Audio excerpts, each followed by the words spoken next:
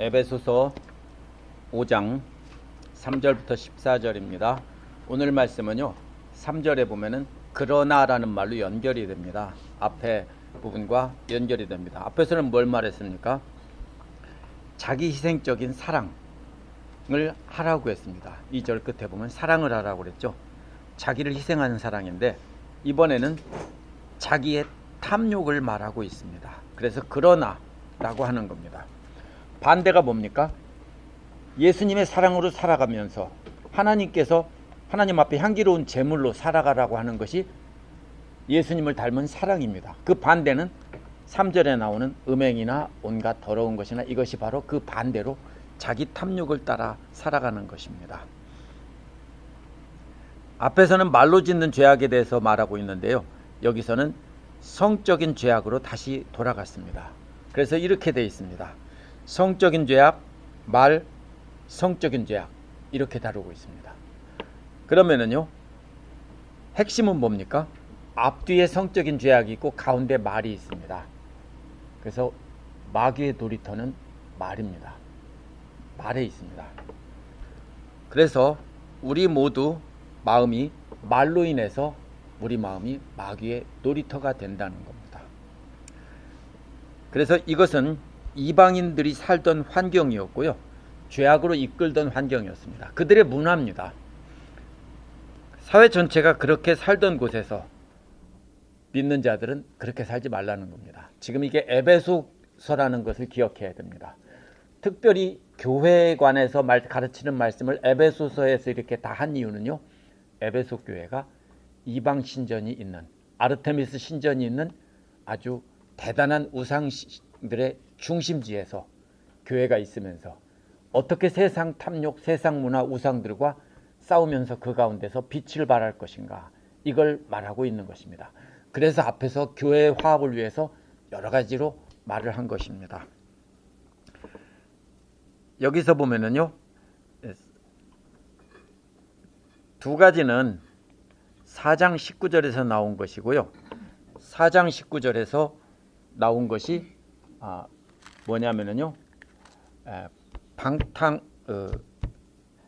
방탕이라는 말입니다.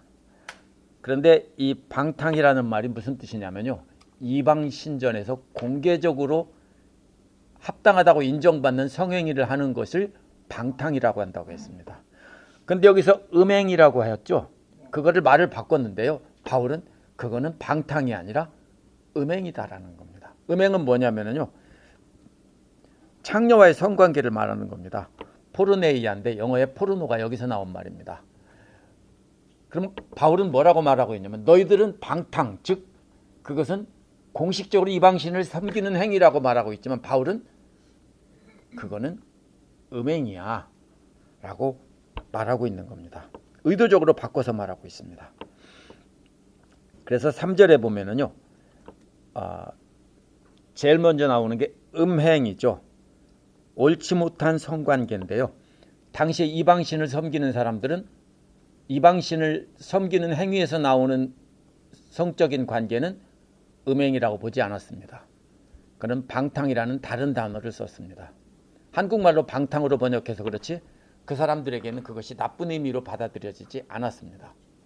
그런데 바울은 여기서 그것을 그냥 옳지 못한 성관계다 이렇게 말하고 있는 겁니다. 두 번째가 뭐냐면요, 더러운 행위. 이것은 로마서 1장 24절에서 32절에 나오는데요. 동성애를 말합니다. 왜 더럽습니까? 동성애가 학문성교이기 때문에 더럽다라고 하는 겁니다. 더러움. 그러면은 음행보다 한 걸음 더 나간 것이 뭐냐면은 동성애입니다.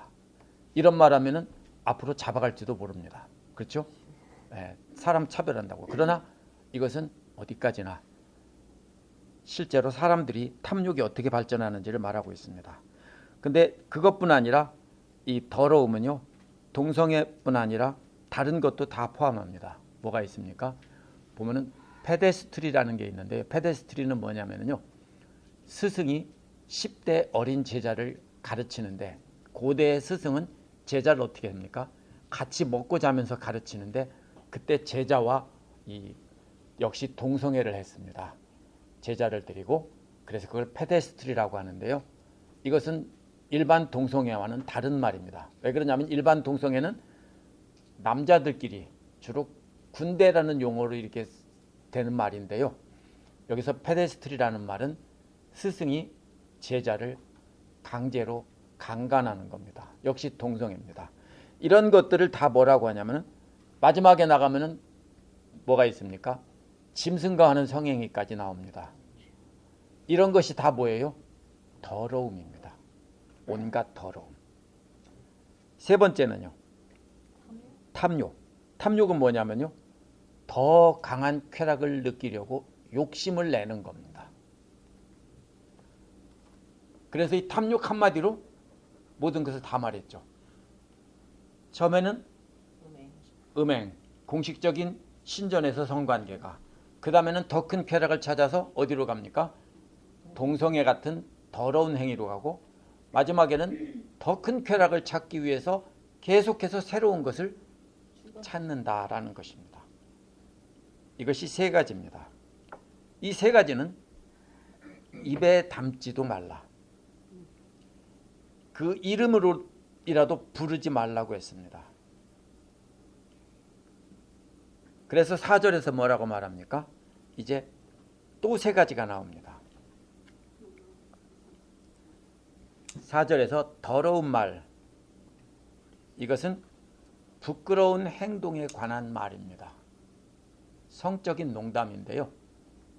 그래도 가장 간접적인 표현입니다. 그런 표현 많이 하겠죠. 미국에서도 많이 하죠. 직장에서나 어디서나 은근히 성적인 농담을 잘 알 수 없는 비유로 이렇게 말할 때가 많이 있습니다. 그런 것이 이렇게 감추어서 말하는 것이 바로 첫 번째 나오는 이 더러운 말입니다. 두 번째는요. 어리석은 말은 뭡니까? 역시 성적인 농담인데 이것은 저질스러운 농담입니다. 앞에 것이 더러운 말이 이것이 비유로 감춰진 성적인 농담이라면 두 번째 것은 노골적으로 아주 저질적인 성적인 농담입니다. 세 번째는요. 쌍스러운 농담. 이것은 거친 농담이라는 뜻인데요. 아주 이것은 뭐라고 할까요? 성희롱에 가까운 아주 심한 농담들입니다. 상대방에게 아주 기분 나쁘게 할 수 있는 이런 표현이 세 가지로 역시 강화가 됩니다. 어떻게 됩니까? 말로 짓는 죄도 처음에는 간접적으로 은근히 하다가 그 다음에는 저질스러운 성적인 농담을 직접 하다 마지막에는 아주 쌍스러운 저질적인 성적인 농담을 한다는 겁니다. 오늘날이나 옛날이나 똑같습니다. 나는 행동으로 안 하니까 괜찮아 그러지만 바울은 여기서 뭡니까? 입에도 담지 말라고 한 다음에 이 세 가지를 말한 것은 이 세 가지도 앞에서 3단계와 결국은 마찬가지다는 겁니다.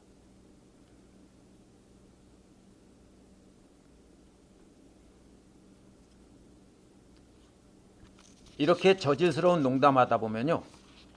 어떻게 됩니까? 그것이 그런 행동으로 이어지고요. 그런 분위기에 자연적으로 빠집니다. 말이란 사람을 지배를 합니다.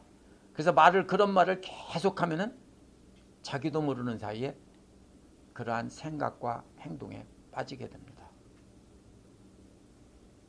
그래서 말도 처음에는 간접적으로 은근히 하다가 그 다음에는 직접적인 성적인 농담을 하다가 마지막에는 입에 담을 수 없는 쌍스러운 성희롱으로 발전합니다. 그 결과는 행동으로 이어지기 때문에 거룩한 성도들은 그런 말들은 입에도 담지 말라. 세상에서는 뭐라고 합니까? 그런 사람들을 재미있는 사람. 그렇죠? 근데 선을 넘으면 뭐예요? 성희롱이죠. 그렇게 기분 나쁜 말을 들을 때가 가끔 있으셨을 거예요. 직장에서나 이런 데서. 바로 그런 말들이 말조차도 하지 말라는 겁니다. 대신에 5절에서 뭐라고 말하냐면요. 그 대신에 해야 될 말인데요. 왜냐하면 이런 말이 있어요. 여기에는요. 이걸 자꾸 빼놓으면 말이 연결이 안 됩니다. 대신에 감사에 찬 말을 해야 된다고 했는데요. 왜냐하면 왜냐하면 이것을 확실히 알아두십시오. 근데 여기서 재밌는 말인데, 확실히 알아두라는 말은요, 아는 것을 알아두십시오, 이런 말이에요. 그것을 강조하는 말이기 때문에 확실히 알아두십시오라고 의역을 한 거예요. 원어는요, 아는 것을 알아두십시오. 이게 히브리어의 표현이에요. 영어에서도 그런 말들이 있거든요. 동사와 목적어인 명사가 같은 말에서 나온 말을 쓰는 것은요, 영어에서도 강조적인 표현인데 히브리 사람들이 그런 표현을 많이 썼어요. 그래서 아는 것을 알아두십시오라는 것은 아주 확실하게 알아두십시오, 이런 말입니다. 그게 뭡니까? 음행하는 자나, 3절에서 말한 거 그대로 반복합니다. 더러운 자나, 탐욕을 부리는 자, 이 세 가지가 점점 발전하는 것이라고 그랬죠. 그런 자들은 결국 뭐라고요? 우상숭배자라고요. 그래서 뭘 못 받습니까? 그리스도와 하나님 나라를 상속받을 수 없습니다. 그리스도의 나라가 뭡니까? 지금 우리가 누리는 것이 그리스도의 나라입니다. 하나님 나라는요, 장차 부활하여 영원히 누릴 나라입니다. 이 두 가지, 현재 이미 이루어진 하나님 나라를 그리스도의 나라라고 했고, 장차 이루어질 나라를 하나님의 나라라고 했습니다. 그래서 그런 나라를 상속받을 수 없습니다. 그래서 우리가 하나님의 나라는 already, 예수님께서도 이미 왔다라고 하죠. 그렇지만 아직 완성된 것은 아닙니다. 디모데전서 4장 8절에서 금생과 내생이라는 말과 똑같은 것이 그리스도의 나라, 하나님의 나라라는 표현입니다. 금생은 지금 삶, 내생은 다가올 삶. 고대 그리스의 정치가였던요, 그 데모스테네스라는 사람이 쓴 글이 남아 있는데요, 기원전 4세기 글이에요. 그래서 그리스의 문화가 우리 역사 문화와 비교가 안 되는 것이 뭐냐면요, 기원전 4세기면 우리는 역사 기록조차도 거의 없어요. 우리는 반만년이라고 하는데 사실은 신화에 근거한 거지만, 그리스 사람들은 그때 정치가나 소설가나 이런 철학자들이 쓴 글이 지금도 다 남아 있어서 성경을 연구하는 중요한 자료들이 돼요. 거기에 이런 말들이 있어요. 정부들은 우리들의 즐거움을 위해 갖고 있고, 첩들은 일상생활의 잔심부름을 위해 갖고 있다. 정부는요, 공식적인 아내가 아니고요, 그냥 만나는 여자들이에요. 즐거움을 위해 갖고 있고, 첩들은 성적인 걸 위해 갖고 있다고 하지 않고 잔심부름을 위해서 갖고 있으면서 또 성적인 대상으로 삼는 겁니다. 마지막으로 뭡니까? 그러나 우리 아내들은 우리의 합법적인 자녀들을 생산하고 우리 가정에 충실한 보호자가 되게 하려고 갖고 있다. 기원전 4세기에 그 정치가가 한 말이에요. 우리나라는 다를까요? 미국은 다를까요? 대부분 사람들이 남성 중심 사회에서 다 그렇게 생각하고 행동하면서 살아왔어요. 그게 뭐예요? 인간들의 탐욕이에요. 그럼 가난한 사람은 첩 정부가 어디 있어요? 아예 결혼도 못하고 그냥 쓸쓸히 살다가 노동만 하다가 죽어가죠. 옛날에 가난한 사람들은. 그런데 부자들은 많은 것을 갖고 있으면서 그렇게 갖고 있는 거죠. 그래서 옛날에도 뭡니까? 돈 많으면 조금 있으면 걸어 다니다가 말 타고 싶고, 말 타면 그 다음에 뭐 하고 싶다고요? 계집질하고 싶고, 뭐 이런 말이 우리가 흔히 했던 말이 그겁니다. 그렇죠? 우리 아버지, 할아버지 세대만 해도 다 돈 조금 있으면 그렇게 하는 것이 당연하다고 생각하고 많은 사람들이 그렇게 행동해 왔어요. 이것이 세상 사람들의 관점이고요. 그것이 바로 바울이 말하는 세 가지 단계의 쾌락입니다. 그런데 이 모든 것이 다 우상숭배이기 때문에 하나님 나라를 받지 못한다는 겁니다. 왜요? 창조주 하나님께 감사를 드려야 할 마음의 자리에, 생각의 자리에 뭘 뒀습니까? 바로 이런 탐욕들을 두고 그것을 누리려고 했기 때문입니다. 6절에 보면 뭐라고 되어 있습니까? 여러분은 이런 말입니다. 이것은 아무에게 헛된 말로 속아넘어가지 말라고 했는데요, 원어는 3인칭 명령어예요. 3인칭 명령어는 이겁니까? 이런 뜻입니다. 아무도 그렇게 하도록 시키게 하지 말라입니다. 우리가 어떻게 되죠? 세상의 문화나 종교나 관습이나 세상의 법들이 우리를 그렇게 하도록 강요하죠. 아무도 그것을 시키게 하지 말라입니다. 그래서 아무도 속이도록 내버려 두지 말라는 뜻입니다. 왜요? 그런 사람들은 하나님 나라를 받는 것이 아니라 반대로 뭘 받습니까? 하나님의 진노가 온다는 겁니다. 그리고 불순종하는 자녀들에게 내리는 하나님의 진노가 그들 위에 온다라는 겁니다. 내린다라고 했는데 원어는 걸어온다고 했습니다. 하나님의 진노가 그들 위에 걸어온다, 이런 뜻입니다. 왜 속지 말라고 합니까? 사람들은 그것을 뭐라고 합니까? 죄가 아니라고 합니다. 그렇죠? 옛날에는 죄였던 것이 오늘날은 그것이 죄가 아니라고 합니다. 그것을 죄라고 하면 잡아갑니다, 이제는. 그죠?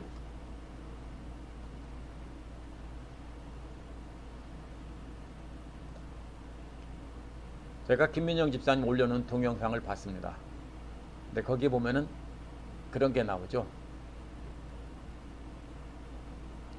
뭐예요? 남자가 나는 여자다라고 고백하면은 여자로 인정해줘야 된다는 거죠. 그게 성 정체성이래요. 안 그러면 안 된다고 그러죠. 제가 헬스클럽에 가면은요, 여기 짐에 가면은 여자들 중에서 대단히 무게를 많이 드는 분들이 있어요. 보면은요, 몸매를 보거나 아주 오랫동안 그 역기를 그 뭐라고 합니까? 그걸 데드리프트라고 하죠. 막 100파운드 넘는 것을 조그만 여자가 들었다 내렸다 해요. 대단해요. 근데요, 저처럼 이렇게 비실비실해도요,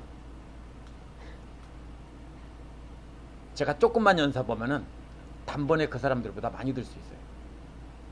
그게 왜예요? 남자니까. 제가 그 차이가 아니라 본래 몸 구조가 그렇게 돼 있어요. 그렇죠? 네, 본래 몸 구조가 근육이 그렇게 돼 있어요. 여자들은 아무리 노력해도 안 돼요. 근데 그것을 요즘 사람들은 뭐라고 합니까? 성평등에서 막 주장하잖아요. 그러면서 자꾸 뭐라고 합니까? 예를 들면 이러면 차별이에요. 오랫동안 여자들을 차별해서 임금을 적게 주는 것도 차별이에요. 근데요, 만약에 시멘트를 지어 나르는 일을 하는데 그때라면은 한꺼번에 많은 무게를 지어 나르는 남자를 월급을 더 주는 게 맞고, 조금밖에 못 나르면 적게 줘야 맞아요. 근데 머리로 하는 일이나 손발로 조그맣게 하는 일을 가지고서 남녀를 차별하면 그것은 차별이에요. 맞죠? 근데 사람들은 자꾸 이제 이렇게 말해서 과거에는 죄가 아니던 것을 자꾸 이제 뭐라고 하냐면요, 평등이라고 하면서 죄라고 말합니다. 그리고 반대로 어떤 것은 죄가 아니라고 말합니다. 분명한 죄악인데도 죄가 아니라고 말합니다. 그것은 뭐야? 죄가 아니고 쾌락을 누리는 거야. 쾌락은 뭐야? 우리가 인생을 행복하게 사는 거야. 그러니까 그것은 죄가 아니야라고 합니다.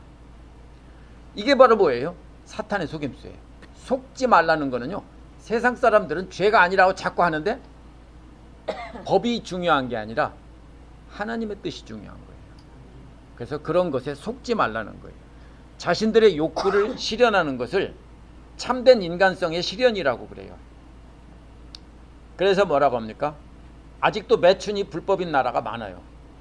그런데 합법화된 나라도 많습니다. 특히 유럽에 가보면 대부분 합법화되어 있죠. 우리나라도요, 과거에는 불륜이면 고발하면 감옥 갔어요. 그냥 형사고발했는데 지금은 아니에요. 민사재판을 해서 손해배상만 하면 끝이에요. 그렇죠? 왜요? 그거는 죄가 아니야. 그거는 뭐야? 개인적인 쾌락의 문제야. 자유야. 이렇게 되는 겁니다. 그러나 믿는 사람들은 세상 사람들이 만든 가짜 정의에 속으면 안 된다는 거예요. 왜냐하면 이것이 바로 우상숭배고 속임수라는 거예요. 그래서 우리는 합법화된 일만 하면은 죄를 짓지 않은 게 아니에요. 하나님 기뻐하시는 일을 하지 않는 것도 죄인 것이에요.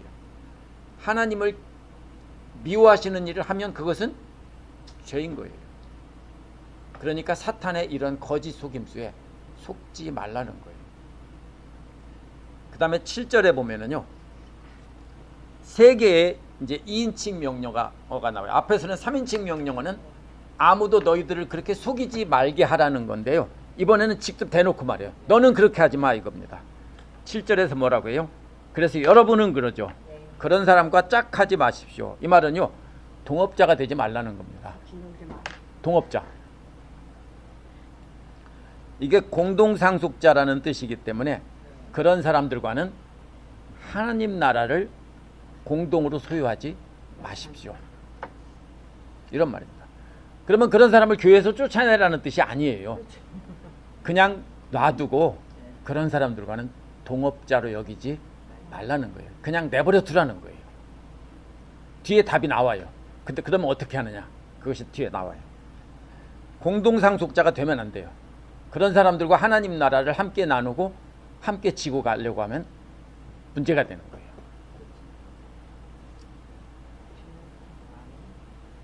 미국의 교회는요, 사실 정확하게 말하면 교회라고 할 수 없어요.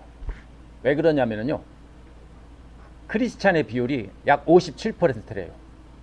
미국의 한인들은. 근데 미국인들 전체는 30% 정도밖에 안 된대요. 크리스찬의 비율이. 그게 무슨 뜻이냐면요, 한국 사람들이 믿음이 좋아서가 아니라 한인 커뮤니티 구실을 하기 때문에 많은 사람들이 교회에 나와요. 그렇죠. 한국은요, 크리스찬이 아니면은 교회를 안 가요. 그렇죠.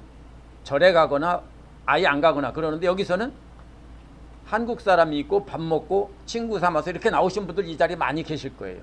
그것이 나쁘다는 게 아니에요. 근데 미국은, 미국에 있는 한인 교회들은 다수가 그렇게 해서 나온 분들이에요. 그럼 그분들은 선교의 대상이고 우리가 본을 보여서 전도할 대상이에요. 그게 나쁘다는 뜻은 아니에요. 그러나 한국에 있는 한인교회와 미국에 있는 한인교회는 성격이 전혀 다르다는 것을 우리가 알아야 돼요.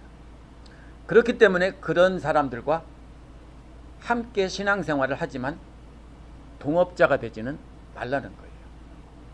그런 사람들과, 바울 시대도 마찬가지예요. 에베소 교회에도 그런 사람들이 있었어요. 양다리 걸치는 사람들. 그런 사람들과는 동업자가 되지는 말라. 그 이유가 뭐예요? 8절이에요. 왜냐하면 전에는 한때 어둠이었었어요. 누가요? 여러분도 전에는 한때 어둠이었어요.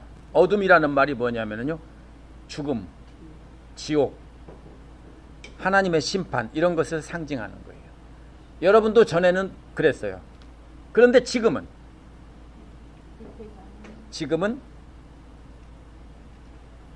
주 안에서 빛이라고 그랬어요. 주 안에서 빛.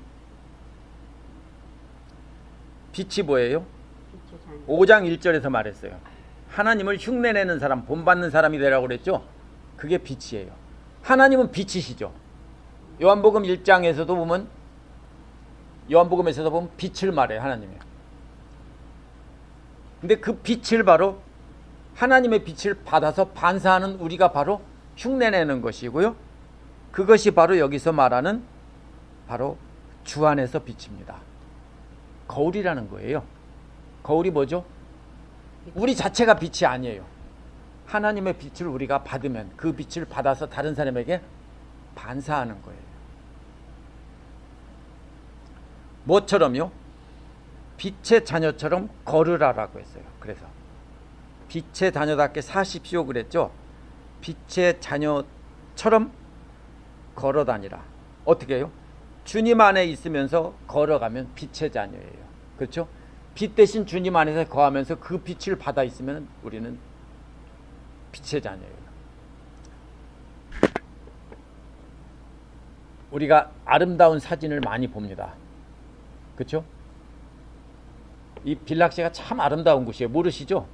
그러니까 가만히 보다 보면은요, 아침에 교회 올 때 완텐을 건너다 보면은 반짝이는 백베이하고 이런 물들하고 이 모든 풍경, 이런 데 가진 데가 미국이에요. 다니면서 제가 딱 한 군데 봤어요. 마이애미에서 한번 봤어요. 그런 거를. 도시 한가운데 물이 들어와 있는 거를. 그러고 말고는요, 없어요. 어디 있나 보세요. 앞에 바다가 있는 데는 있어요. 뉴욕처럼 이렇게 앞에 바다가 있는 데는 있는데 강이 이렇게 지나가는 데는 있는데 그처럼 앞에도 바다가 있고 뒤에도 바다가 있는데 없어요. 그러면요, 항상 아름답습니까? 언제 아름답냐면요, 빛이 비쳤을 때 아름다운 겁니다. 그렇죠? 빛이 다 꺼지면은 아름답지 않습니다. 해질 무렵에 빛이 나가면은 참 아름다운 놀이 빛날 때가 있죠. 빛 때문에 빛나고 아름다운 것이지 빛이 사라지면 아무것도 아니에요. 그러면 우리가 빛 가운데서 빛의 자녀가 되라는 것은 하나님의 빛이 우리에게 비치기 때문에 우리가 빛나서 우리가 아름다운 거예요. 절대로 우리가 자체가 아름다운 게 아니에요. 그래서 빛의 자녀가 되십시오 하는 것은 우리는 하나님의 빛 가운데서 거하면 그 빛을 받아서 반짝이는 거예요. 마치 백배의 물이 저녁 노을에 반짝이면서 빛나는 것처럼 그렇게 우리도 빛을 받아서 하나님의 빛으로 아름답게 빛나는 거예요. 그래서 그 얘기를 8절에서 하고 있어요. 9절에서 뭐라고 그래요? 왜냐하면 또 그래요. 또 왜냐하면 하고 말하는데 빛의 열매는 모든 선과 의와 진실에 있다는 거예요. 빛의 자녀로 빛 가운데 걸어가면 하는 이유가 뭐냐면은 열매가 세 가지예요. 선과 의와 진실이에요. 선이 뭐죠? 남을 대하는 태도입니다. 선이란, 그 다음에 의란 행동입니다. 자기 생각을 따라서 행동하는 게 아니라 하나님의 기준에 따라 행동하는 것이 의라는 말입니다. 진실은요, 말입니다. 말. 그러니까 태도에서 행동에서 말입니다. 결국은 하이라이트는 뭡니까? 말입니다. 우리가 빛을 드러내는 것은 말입니다. 태도에서 시작해서 행동으로 말입니다. 태도가 뭡니까? 야고보서 2장에 나오죠. 어떤 사람이 금고리를 끼고 빛나는 옷을 입고 로마 원로원과 같은 아주 고귀한 신분의 사람이 교회에 들어오면은 상석에 앉으라고 하고, 더러운 옷을 입고 들어오면은 저기 앉으라고 하고, 어제도 얘기했죠 제가. 그게 바로 뭐냐면 태도입니다. 무슨 태도요? 세상 사람들의 관점에서 본 사람을 대하는 태도입니다. 안 그런가요? 저도 자꾸 어떻게 됩니까? 예를 들면 미국 대통령이나 미시시피 주지사가 우리 교회 예배 시간에 주일에 들어왔다면 어떻게 됩니까? 다들 어떻게 봅니까? 잘 하려고 하겠죠. 그렇죠? 그리고 노숙자가 들어오면은 나가라고 할지도 모르죠. 이게 바로 우리가 세상 사람들이 사람을 대하는 태도가 우리에게 배어 있습니다. 근데 빛의 자녀의 태도는 그런 태도가 아니어야 된다는 겁니다. 어떻게 해요? 세상 사람들의 태도는 자기에게 잘해주거나 이익을 주거나 자기에게 뭔가를 도움이 될 것 같으면 잘 보이려고 합니다. 그리고 도움이 없고 유익이 없는 사람은 함부로 대합니다. 그런데요, 우리는요, 그게 상관이 없어요. 개미가 사자 보고 절할 필요 없어요. 맞죠? 상관없어요. 만약에 내가 세상적인 가치가 관심이 없다. 나도 밥 먹고 사는데 돈이 아무리 많으면 내가 돈 많이 가진 것을 부러워할 때는 돈 많은 사람, 저 사람하고 가까워지면 내가 큰 돈을 벌 수 있다. 그러면 굽신거리죠. 근데 내가 돈 버는 거에 관심이 없어요. 나는 지금 먹고 사는 걸로 족하다고 생각하면은요, 그런 사람 앞에 가서 굽신거릴 이유가 전혀 없어요. 그렇죠? 우리하고 상관없는 거예요. 그렇기 때문에 여기서 태도라는 것은 우리가 하나님의 관점에서 하나님의 마음으로 사람들을 차별하지 말고 대하는 그 몸 자체에서 나오는 태도를 말하는 거예요. 말이나 행동이 아니고요. 첫 번째는 태도를 말하는 거예요. 선이라는 것은. 그 다음에는 뭐합니까? 행동을 하는 거죠. 그게 뭐예요? 이리 오십시오 하고 높은 자리로 안내하고 너는 저 밖에 나가 서 있어 라고 하는 것이 바로 행동입니다. 세 번째 말은 바로 그러한 기준으로 말을 하느냐 아니면 하나님의 기준으로 말을 하느냐 이겁니다. 이 세 가지에 있다는 겁니다. 그래서 10절에서 나오는 것을 분별하면서 세 가지 행동을 하라는 겁니다. 10절은 독립된 문장이 아니고요. 그래서 짝대기를 그어놨죠. 이게 무슨 뜻이냐면 세 번역은요. 이게 번역을 잘 해놓은 거예요. 왜냐하면이란 말 대신 앞에하고 연결해 놓은 겁니다. 빛의 열매 9절 앞에도 그 다음에 9절 끝에도 연결해 놓은 것이 10절과 연결되는 한 문장이라는 뜻이에요. 짝대기 뜻이 예. 거예요? 그럼 뭐예요? 10절은 뭐예요? 이런 겁니다. 뭐를 하면서? 분별하면서. 분별하는 게 뭐죠? 분별이라는 것이요. 돋보기 같은 걸 끼고 시험해보고 불로 태워서 시험해보고 하는 이 시험하는 걸 말해요. 뭐를요? 이게 순금인지 아니면 구리가 섞였는지 반짝반짝하게 닦아놓으면 몰라요. 근데 어떻게 보면 압니까? 샘플을 채취해서 녹여보면 알아요. 그렇죠? 녹여보면 순금은 낮은 온도에서 금방 녹지만 구리는 안 녹아요. 제가 금방에서 젊은 시절에 금방 집사님과 친하게 지냈는데 거기 가서 자주 이렇게 이야기하고 했는데 거기서 10원짜리 동전을 녹여서 그 금하고 섞어서 만드는 걸 봤어요. 누가 그러냐면 금방 주인이 아니고 거기 종업원인 젊은 사람이 10원짜리 동전을 쪼개서 금하고 넣어서 섞어서 만드는 걸 봤어요. 18금이요. 그 사실 불법이에요. 왜냐하면 동전은 정부 재산인데. 그렇죠. 근데 불이 아니에요? 18금. 근데 그게 황동이기 때문에 그걸 섞어서 만드는 걸 제가 눈으로 봤어요. 근데 녹이면은요, 금은 금방 녹아서 그 물방울처럼 굴러다니고요. 그거는 한참 녹이면은 그 다음에 섞어요. 그 녹았을 때 두 가지를. 그렇게 해서 18금을 만드는 걸 봤어요. 황동이에요, 황동. 황동이 뭐냐면은요, 불이하고 아연을 섞은 거예요. 근데 그거 18금을 넣어요? 사기 아니에요? 원래 아니에요. 18금만 녹이는 거 아니에요? 아니요, 18금은 18금이 24K가 순금이고요. 예. 18금은 금이 아니에요. 불이 섞인 금에다가 굴이나 아연을 섞은 게 18금이에요. 14금은 그보다 그 비율이 더 높아지면은 14K가 되는 거예요. 불이를 더 많이 넣은 거 14K. 예. 그래서 이게 뭐냐면은요, 이 시험한다는 말이 바로 그렇게 녹여보거나 그렇게 검사한다는 거예요. 이게 맞는지 안 맞는지. 뭐를 녹여봐요? 명품 가방이 이게 짝퉁인지 아닌지 전문가가 식별하는 것이 그게 바로 여기서 바로 분별한다는 말이에요. 어떻게? 이게 어렵다는 거예요. 이게 하나님의 기뻐하시는 선함과 의와 진실인지 아니면 세상 기준인지 분별하기가 어렵다는 거예요. 그럼 뭐가 돼야 돼? 우리가 전문가가 돼야 돼요. 그렇죠? 그거를 분별하는 전문가. 우리가 지식으로만 전문가가 되는 게 아니라 하나님 말씀도 잘 알아야 되지만 우리가 성령님과 함께 살면서 성령님께서 지혜 주시기를 간구해서 우리가 분별하는 능력이 있어야 돼요. 그래서 그게 어렵기 때문에 분별하면서 주님께서 기뻐하시는 일이 뭔지 분별하면서 하라는 거예요. 11절은요. 그래서 7절에서 이것은 짝이 되는 건데요. 그런 사람과 동업자가 되지 말라 하는 말과 짝이 되는 말이에요. 끼어들지 말라고 했는데요. 이것은요. 함께 나눈다는 뜻인데요. 동업자와 다른 게 뭡니까? 동업자는 항상 같이 하는 건데 이것은 강도나 한탕 털이 같은 거예요. 한탕 털어가지고 그 자리에서 나눠 갖는 게 이 11절이에요.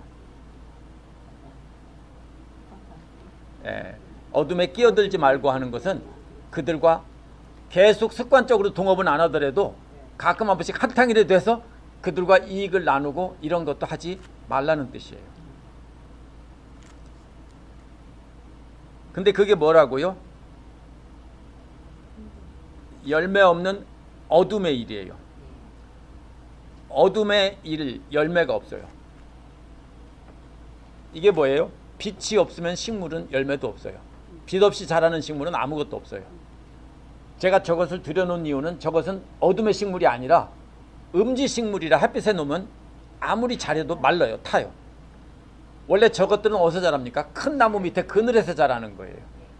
그렇지만 모든 식물은 다 일정한 양의 빛이 필요해요. 바로 11절은 그런 뜻이에요. 그래서 어둠의 그 열매 없는 일에 어떻게 분별합니까? 열매가 있느냐 없느냐를 보면 금방 안다는 거예요. 어디 나옵니까? 나오죠. 성령의 9가지 열매 이런 거 나오죠. 그 열매가 없으면 뭐예요? 아무리 거룩한 척해도 뭐예요? 우리는요? 가짜예요. 어둠이에요. 어둠에 열매 없는 일이에요. 그리고 어떻게 하겠습니까? 폭로하십시오라고 했죠. 개역에서는 책망하십시오 이렇게 했는데 잘못된 말이에요. 폭로하라는 말도 잘못된 말이에요. 폭로는 무슨 뜻일까요? 사람들 앞에서 까발리는 것처럼 생각되죠. 책망은요, 개역은 완전히 의역을 했어요. 뭐냐면은 너 그렇게 하면 안 돼, 이게 폭로라고 생각하고 그렇게 잘못 번역한 거예요. 이 말은 그게 아니고요, 빛과 관련해서 봐야 돼요. 빛이 비추면 저절로 드러나는 거예요. 이런 거예요. 어떤 사람이 바람 피고 음란한 일을 어두운 데서 하고 있는데 불을 확 켰어요. 그럼 뭐죠? 드러나죠. 그거예요. 바로 여기서 폭로라는 말은 남을 까발리라는 게 아니라 우리가 빛이 되면은 그 빛에 의해서 사람들의 죄가 저절로 드러난다는 뜻이에요. 이것은 폭로하라는 뜻도 아니고 책망하라는 뜻도 아니에요. 이것을 잘못 해석해서 교회에서 너 잘못해서 안 돼 이렇게 책망하는데요, 그렇게 하면 안 돼요. 여기서는 빛을 비추라는 거예요. 그러면 그 빛에 의해서 비춰지는 거예요. 마루 밑에 동전이 잘 빠지죠. 빠지면 그거 꺼내느라고 애를 쓰죠. 그럼 어떻게 합니까? 빛을 비추지 않으면 마루 밑에 동전을 막대기로 꺼낼 수가 없어요. 그래서 빛을 비추어서 그것을 드러내라는 거예요. 어둠의 세계에 빛을 비추라는 거예요. 예수님이 뭐라고 했어요? 그래서 너희는 세상의 빛이라. 거기서 물론 문맥은요, 세상은 어디냐면 예루살렘이에요. 예루살렘에서 거기서 산 위에서 빛을 비추면은 그 예루살렘, 잘 믿는다고 하는 사람들인데 예수 믿는 예수님의 제자들이 그들은 어두운 죄악에 있는 사탄의 자식들이니까 그들에게 빛을 비추라. 이것이 예수님 말씀이에요. 마찬가지 여기서도요. 이것은 폭로하라는 말은요, 우리가 빛이 되라는 거예요. 그렇게 해서 앞부분과 연결이 되는 겁니다. 12절에서 뭐라고 말합니까? 그들이 몰래 하는 일은 말하기조차 부끄러운 것입니다. 그들이 비밀리에 되어지는 모든 그들 가운데 되어지는 일들은 부끄러운 것인데요, 말로 하는 것조차도 부끄럽다고 했습니다. 그런데 우리가 빛이 되면 그들은 저절로 드러납니다. 근데 우리가 같이 어둠이 되어서 빛을 비추지 않으면 그들의 죄는 합법적인 것이 됩니다. 13절에서 뭐라고 말합니까? 빛이 폭로하면 모든 것이 드러나게 됩니다 라고 했죠. 역시 똑같은 말입니다. 예, 똑같은 말인데요, 빛을 비추어서 모든 것을 드러내면, 빛을 비추면 모든 것은 다 드러난다는 겁니다. 즉 우리가 빛이 되면은 교회 안에서 어둠에 속한 사람들에게 빛이 비춰지기 때문에 그들이 다 드러난다는 것이지, 우리가 강제로 그들을 비춰서 그들을 폭로하고 고발하라는 뜻이 절대로 아닙니다. 그렇게 되면 아닌 사람들은 다 나가야 되죠. 네, 그런 뜻이 절대로 아닙니다. 14절에서 뭐라고 말합니까? 드러나는 것은 다 빛입니다. 그러므로 잠자는 사람아 일어나라, 죽은 사람아 일어서라, 그리스도께서 너를 환히 비춰줄 것이다. 이게 따옴표로 되어 있죠. 근데 이게 성경에 안 나와요. 밑에 각주가 없죠. 성경에 안 나와요. 그래서 대다수는 뭐라고 하냐면요, 초기 기독교의 찬송에서 나온 것이다 라고 주장하는 사람들이 많아요. 그러면 문제가 뭐가 되냐면요, 에베소서는 바울이 쓴 게 아니라 훨씬 뒤에 나중에 교회가 썼다라는 주장이 되는 거예요. 그렇게 주장하는 사람들이 많아요. 근데 우리가 이걸 생각해야 돼요. 예수께서 하신 말씀, 사람들이 말로 증거하던 말씀이 다 기록됐을까요? 아니에요. 온 세상이라도 부족할 것이라고 그랬죠. 근데 바울의 시대에는 이걸 기록할 때는 마태, 마가, 누가복음이 기록되어 있던 시기가 아니에요. 구전으로 전해지던 때이기 때문에 사람들에 의해서 예수님의 말씀이 그 목격자들이 직접 증언할 때가 있었는데요, 이것은 이렇게 보는 것이 맞아요. 예수님께서 하신 말씀인데 기록되지 않은 말씀이다, 이렇게 보는 것이 합당해요. 그래야 논리적으로 말이 돼요.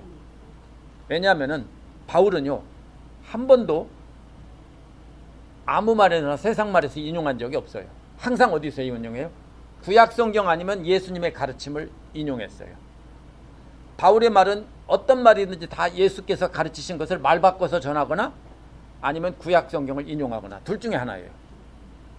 근데 여기서 이 바울이 이것을 인용한 것은요 예수님께서 말씀하신 것인데 오늘날 복음서에 남아있지 않은 것이다. 저는 이렇게 해석하는 것이 옳다고 봅니다. 고린도 후서에서도요 4장 6절에서도 어둠 속에 빛을 비춰라 하신 말씀하신 하나님께서 우리 마음속에 비추셔서 예수 그리스도 얼굴이 내 나타난 하나님의 영광을 아는 지식의 빛을 우리에게 주셨습니다 라고 했습니다. 비슷한 얘기가 나오죠. 결국 바울은 구약 성경과 예수님의 가르침에서 이것을 기록한 것이지 자기가 생각해서 쓴 것이 아닙니다. 그러면 따라서 우리가 믿는 자들은 빛을 소유하고 있는 것이고 믿는 자들은 그 말씀대로 행함으로써 9절에 나온 대로 선과 선이 뭐라겠죠? 외우셔야 돼요. 태도입니다. 말로 하지 않은 태도. 그 다음에 의는 행동, 진실은 말. 이 세 가지로 우리가 빛을 비추면은 그것에 의해서 사람들이 우리를 보고 하나님을 알게 되는 거예요. 그래서 어둠 가운데 있는 사람들이 죄를 깨닫고 빛 가운데로 나오게 되는 거예요. 그래서 잠자는 사람아 일어나라, 죽은 사람 가운데서 일어나라 하는 것도요, 죽은 사람 잠자는 사람은 다 어둠입니다. 요한복음 3장 19절에서 21절에서 악한 일을 저지른 사람은 빛을 미워하여 빛으로 나오지 않는다라고 예수님께서 하신 말씀도 있어요. 똑같은 말씀은 아니지만은 결국 말만 바꿔서 다른 말이 요한복음에도 분명히 기록되어 있습니다. 아까 제가 그래서 오진숙 집사님 하신 말씀을 제가 그래서 그 얘기를 한 겁니다. 뭐죠? 집사님은 뭐라고 했죠? 아까 이게 들쑥날쑥이라고 했는데 집사님은 지각한다라고 했죠. 말이 바뀌었지만 결국은 같은 의미를 전하고 있는 것이 이게 구전으로 전할 때가 그렇게 전해진 것이 많아요. 목격자들이 자기들이 본 것을 전하는데 서로 다른 말을 전하는 거예요. 그래서 마태, 마가, 누가가 조금씩 다른 말을 같은 내용을 다르게 말하고 있는 거예요. 그것을 가지고 하나를 보고 베꼈다라고 하는 것은 큰 실수하는 거예요.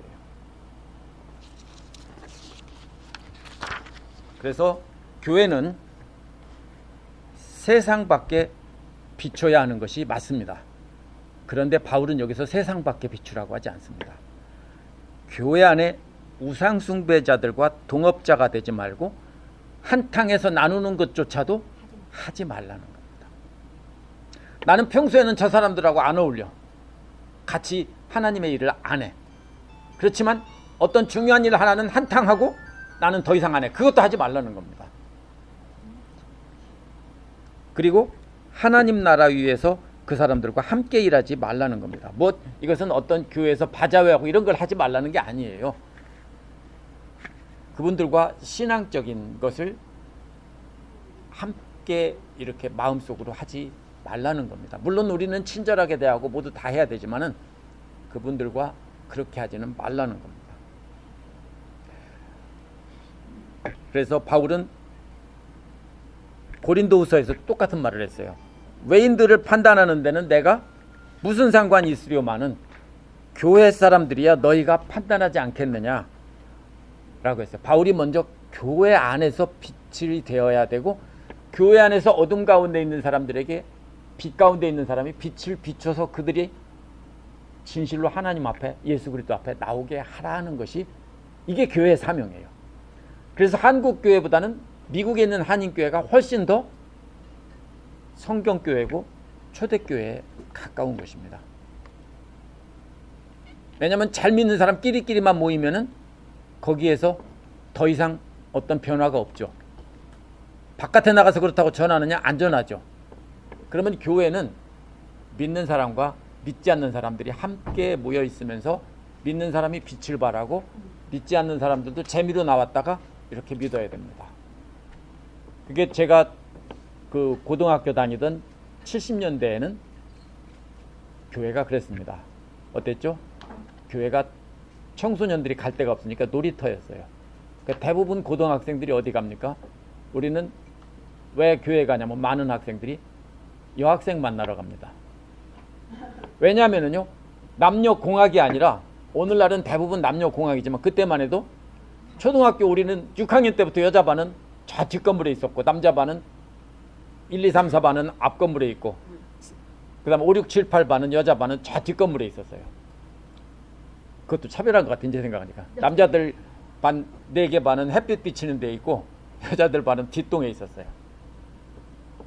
중학교 때도 한 번도 만난 적이 없어요. 고등학교 때도 만난 적이 없어요. 교회 가면 여학생들 만났어요. 그 많은 아이들이 그래서 교회 나왔어요. 근데 그 사람들이 어떻게 되냐면요, 나중에 예수 믿고 목회자가 된 사람들이 엄청 많아요. 제가 다니던 교회에서. 그러면 교회가요, 바로 그런 역할을 하는 것이, 그것이 아름다운 교회의 모습이고 좋은 교회의 모습이지, 초대교회는 믿는 사람들만 가득 있었고 아주 훌륭한 사람들만 꽉 찼다 이렇게 생각하면 안 돼요. 그래서 우리는 바로 분별하는 일이 어렵다는 거. 지금 이게 굉장히 어려운 일이에요. 명품 가방 분별할 수 있어요? 아, 이거는 가짜다 하고 하니까 다르네 하지만은요, 대부분은 우리는 깊이 공부하지 않으면은요, 예를 들면 10개 섞어 놓고 그 중에 하나가 있다 찾으라고 하면요, 그게 찾는 것이 전문적으로 훈련받지 않은 사람은 쉽지 않아요. 요즘에 명품들이, 그 가짜 명품들이 그렇게 허술하지 않아요. 그러면은요, 분별하는 것도 역시 분별해서 동업하지 않고 한탕 안 하는 것은요, 역시 똑같아요. 이게 쉽지 않아요. 쉽지 않기 때문에 잘 분별해서 우리는 그렇게 하지 말라는 거예요. 그런데 쫓아내라고 하지 않은 것은요, 고린도후서 전서 5장과는 상황이 달라요. 고린도 전서 5장에는 누가 나오냐면 아비의 아내를 취한 사람인데, 우리가 상식적으로 아버지 아내면은 엄마잖아요. 그게 아니에요. 이것은 그건 아버지의 첩이에요. 아버지의 여인인데 아버지의 첩은 노예고 재산이에요.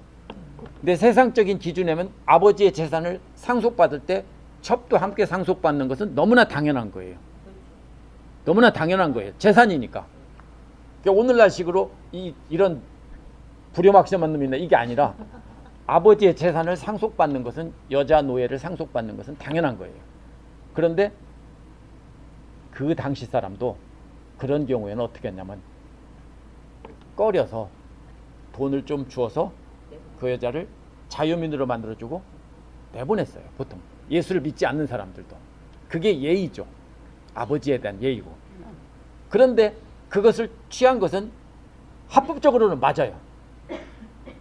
법으로는 맞아요. 그게 당연한 일이에요.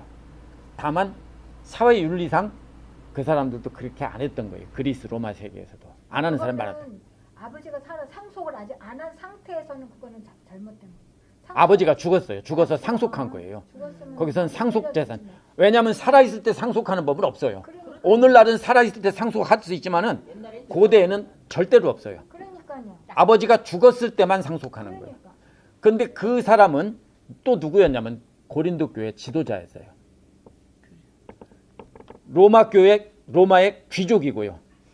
원로원 계급이나 뭐 이렇게 아주 높은 사람이 아니면은 그런 일을 못 해요. 아주 높은 사람이고요. 그 사람이 교회 지도자예요. 바울을 흔히 뭐라고 합니까? 우리가 텐트 메이커라고 하죠. 그거 잘못 알은 거예요. 보면은 바울은 텐트 메이커가 아니에요.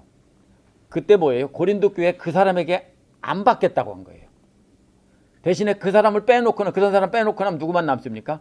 대다수는 노예들만 남아요. 하층민들만. 근데 그 사람들은 자기들도 먹고 살 수 없기 때문에 바울이 받을 수가 없어서 누가 줬어요? 마케도니아 성도들, 데살로니가와 빌립보 교회 성도들이 가난한 사람들이 모아서 보낸 것을 받아서 내가 이렇게 사역했다 이렇게 말하고 있어요. 그래서 바울은 거기서 일을 했던 거예요. 그게 부족하니까.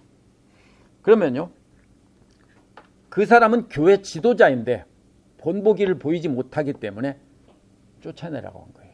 그것도 완전히 쫓아내라는 게 아니라 부끄러움을 주어서 회개하고 돌아오도록, 어떤 거냐면 마치 정학 처리하는 것과 같이 하라는 뜻이지 완전히 하나님 나라를 상속받지 못하게 하라고 하지 않았어요. 왜냐하면 회개하고 나중에 돌아올지도 모른다라고 말하고 있기 때문에 그것은 학교에서 말하면 정학과 같은 그 벌을 주라는 뜻이지 쫓아내라는 뜻이 아니에요. 그러니까 오늘날 우리가 믿음이 없는 사람 다 쫓아내면 남아있을 사람이 없습니다. 예.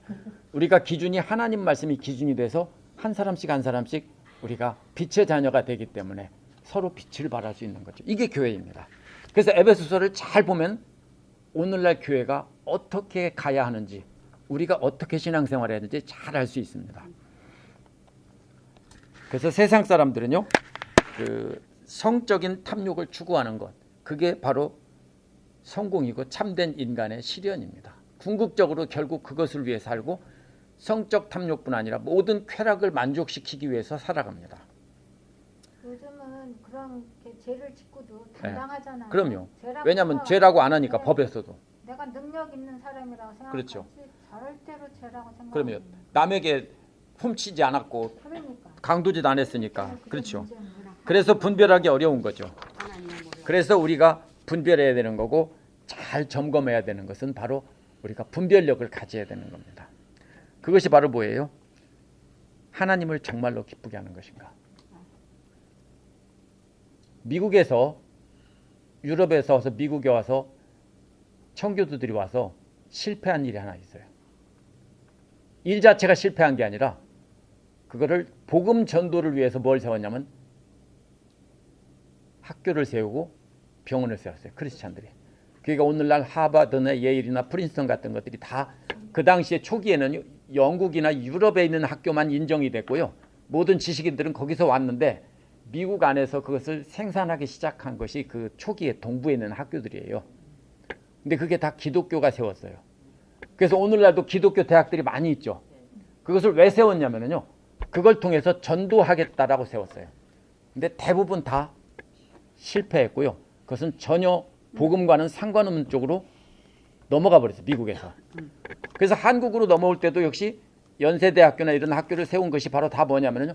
크리스찬들이 선교사들이 와서 전도한다고 세운 거예요. 병원도 세우고. 그게 전도한다고 세웠는데 오늘날은 그게 정말로 하나님을 기쁘시게 하는 것이 아니라 물론 그게 잘못됐다는 건 아니에요. 근데 그것 자체를 통해서 그게 뭐냐면 선교는 아니라는 거예요. 그렇죠. 선교의 한 수단은 될 수 있는데요. 그 자체가 선교는 아니에요. 근데 오늘날 한국 선교사들이 똑같은 일을 하기 때문에 미국 선교사들이 뭐라고 하냐면 우리들이 이미 실패한 것을 똑같이 하고 있다고 silly라고 그래요. 미국 선교사. 한국 선교사들이 뭐합니까? 어떤 선교에서 실적을 내고 사람을 가르쳐 세우기는 정말로 어려워요. 실적이 안 나오죠. 근데 한국에서 돈은 계속 오죠. 그럼 그걸로 뭐합니까? 건물 짓고 학교 짓고 병원 짓고 이런 거 하면서 나는 선교했다라고 합니다. 나쁜 게 아니에요. 꼭 필요해요. 그것도. 근데 그 자체가 수단이 되어버리면 목적이 되어버리면 안 된다는 뜻이에요. 한국에 그런 기독교인들이 세워서 좋은 영향을 끼친 건 분명해요. 그런데 그 자체가 목적이 되면 그것은 잘못된 거예요. 우리가 분별해야 되는 것은 세상 사람들은 뭐라고 합니까? 그것만 하라고 그래요. 그렇죠? 복음 전도는 하지 말고 그것만 하라고 그래요. 어떻게 해요? 신학교까지 다 세상으로 다 넘어갔어요. 하버드 대학교 신학부가 있어요. 근데 거기 중에서 크리스찬들은 하나도 없어요. 그렇게 보면 맞아요. 왜냐하면 그 사람들은 하나님 때문에 그 신학을 공부하는 게 아니라 하나님 말씀이 가짜라는 걸 분석하기 위해서 공부하는 사람들이에요. 이 오늘날 처음에 그렇게 좋게 시작한 일이 나중에 어떻게 됩니까? 전혀 다른 방향으로 가고 있거든요. 그래서 우리가 크리스찬들이 사회사업을 하고 이걸 하지 말라는 게 아니고 굉장히 중요한 일인데 그것이 목적이 되면 안 돼. 예수님이 병을 고치고 기적을 행하실 때 그것을 목적으로 삼은 일이 한 번도 없어요. 뭐라고 합니까? 너희들이 나를 쫓아오는 것은 빵을 먹었기 때문이고 그렇죠?